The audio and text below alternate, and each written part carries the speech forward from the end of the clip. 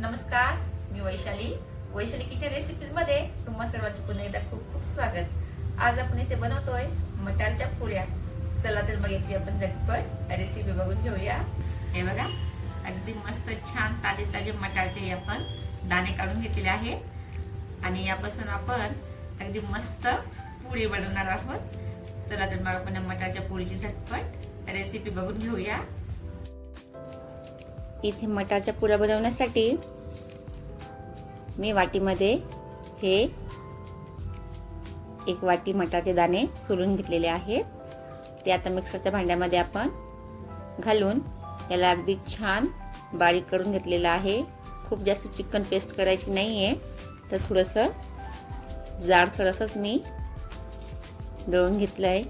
आता इथे पुऱ्यांसाठी आपण काही हिरव्या मिरच्या घेतलेल्या आहेत, लसूण घेतलेले आहेत, आलं आणि जिरे घेतलेले आहेत। आता या चारही वस्तू ज्या आहेत त्या आपण मिक्सरला छान बारीक करून घेणार आहोत। सर्वप्रथम आपण हिरव्या मिरच्या, लसूण, आलं आणि जिरे घालून याला मिक्सरला छान बारीक करून घ्यायचं आहे।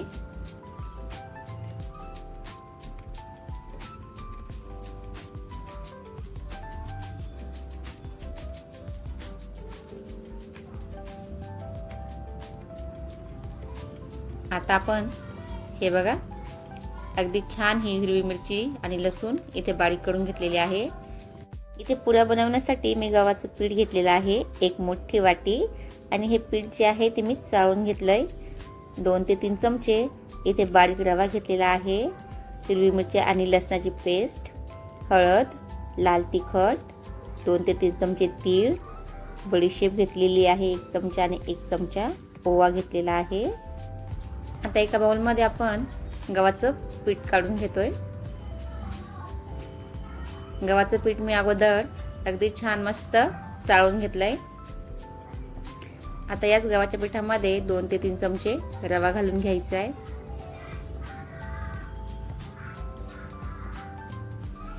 आपण बारीक केलेली हिरवी मिरची, आलं, जिरं आणि लसणाची पेस्ट, हळद घालून घ्यायची, लाल तिखट घालून घ्यायचंय, तीळ घालून घ्यायचे आहेत,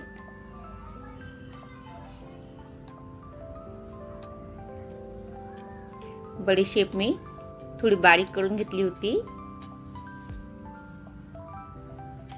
अर्धा चमचा ओवा हातावरती चोळून घालायचा आहे।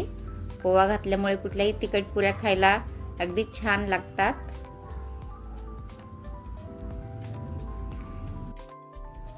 चवीनुसार यामध्ये आपण मीठ घालून घ्यायचं आहे।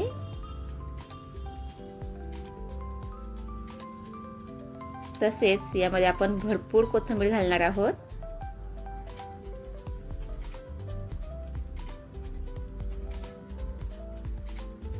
आता या ठिकाणी आपण जी मटारची पेस्ट केलेली होती ती पेस्टही घालून घ्यायची आणि हे सर्व साहित्य आपल्याला अगदी छान पिठामध्ये मळून घ्यायचं आहे।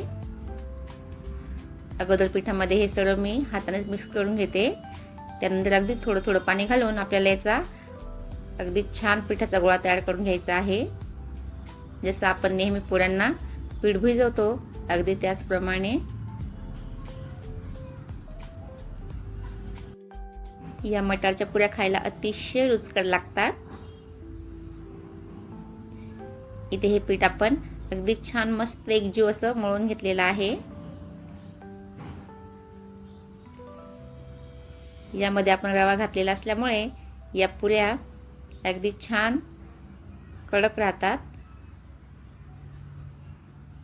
लगेच मऊ पडत नाही।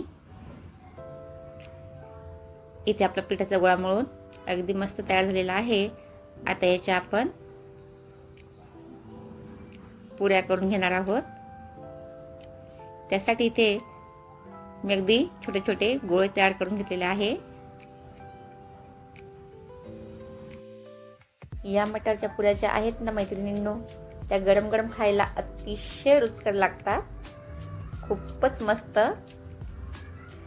तर इथे आपण या पिठाचे अगदी छान असे छोटे छोटे गोळे तयार करून घेतलेले आहेत। या ज्या मटारच्या पुऱ्या आहेत ना मैत्रिणींनो, त्या गरम गरम खायला अतिशय रुचकर लागतात, एकदम मस्त. हे बघा, इथे आपण पिठाचे गोळे तयार करून घेतलेले आहेत. आता पळपट्याला थोडंसं तेल लावून त्यावरती आपण या पुऱ्या लाटून घेणार आहोत. पुरी लाटताना खूप जाड ठेवायची नाहीये.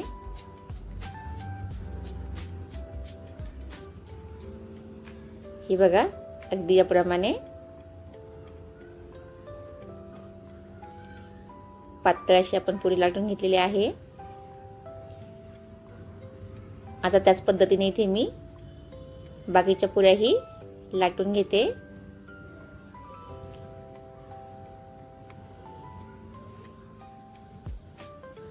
इथे माझ्या संपूर्ण पुऱ्या लाटून झालेल्या आहेत. आता एका कढईमध्ये तेल गरम करून घेतलेलं आहे आणि या तेलामध्ये आपण या पुऱ्या तळून घ्यायच्या आहेत. तेल अगदी मस्त छान तापवून घेतलेलं आहे आणि या पुऱ्या आपल्याला अगदी सोनेरी रंगावरती मस्त तळून घ्यायच्या आहेत. पुऱ्या तळत असताना या पुऱ्यांचा वासही खूप मस्त येतोय. या बघा,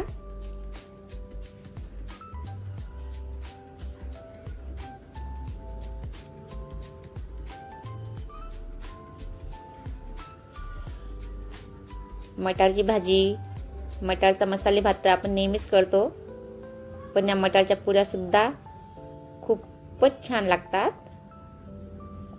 तुम्ही इथे पुरीचा रंग बघू शकता, अगदी मस्त.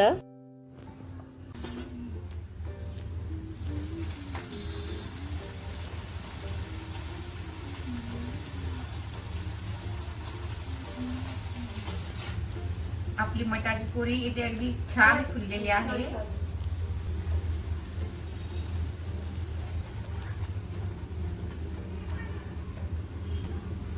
हे बघा फ्रेंड्स, इथे आपली मटारची पुरी अगदी मस्त फुललेली आहे.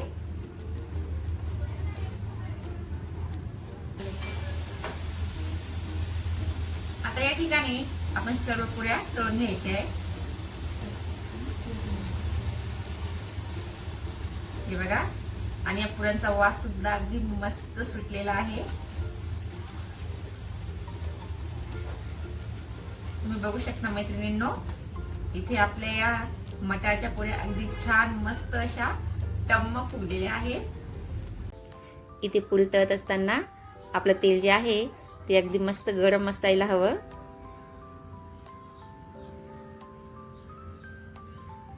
गरम तेलामध्ये पुरी अगदी छान पूर्ण फुलते. हे बघा,